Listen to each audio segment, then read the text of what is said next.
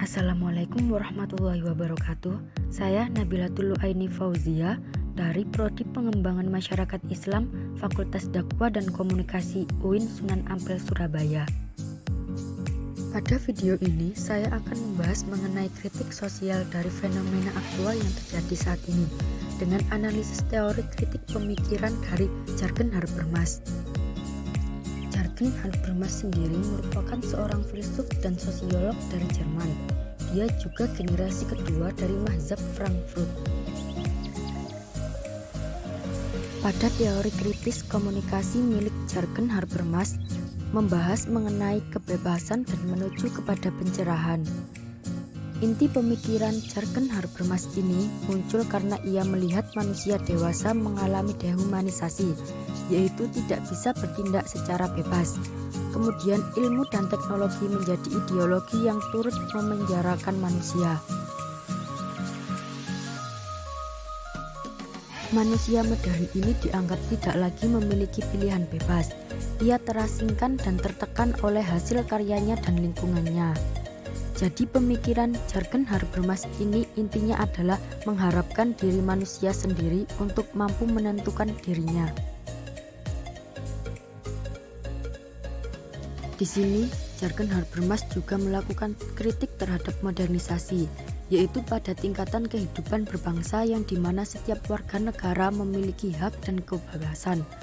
Kemudian Habermas juga melakukan kritik pada isu tentang hak asasi manusia, yang dimana terdapat bentuk eksploitasi yang baru dan di sini sangatlah penting adanya ruang publik yang sebagai kebutuhan manusia dan melawan bentuk-bentuk penindasan.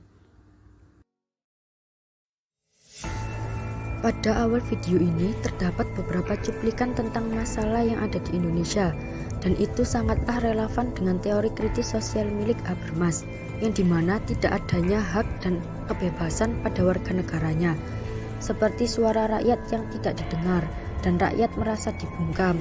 Kemudian kritik yang mereka ucapkan membuat mereka berakhir di penjara. Kemudian pada tahun 2020 Indeks Demokrasi Negara Indonesia ini tercatat dengan skor terendah dalam 14 tahun terakhir, di mana kualitas demokrasi di Indonesia ini dinilai cenderung menurun. Laporan juga menyebutkan bahwa pandemi COVID-19 memberikan dampak kepada demokrasi dan kebebasan.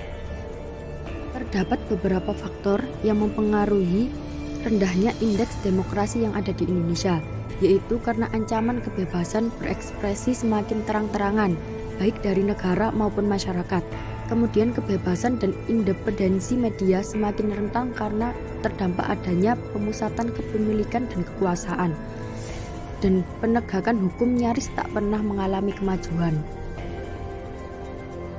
Ini adalah data Indeks Demokrasi Indonesia tahun 2019 dari Badan Pusat Statistik. Di sini tertulis perkembangan Indeks Demokrasi Indonesia mulai dari tahun 2015 sampai dengan 2019. Di sini terdapat 3 aspek indeks demokrasi dan juga 11 variabel dan 28 indikator. 3 aspek indeks demokrasi tersebut yaitu kebebasan sipil, hak-hak politik, dan lembaga demokrasi.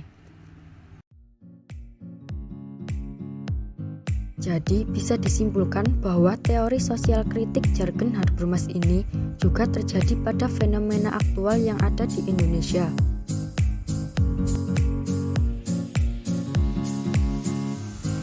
Sekian penjelasan saya mengenai kritik sosial dari fenomena aktual yang terjadi saat ini dengan analisis teori kritik pemikiran Jürgen Habermas. Terima kasih. Wassalamualaikum warahmatullahi wabarakatuh.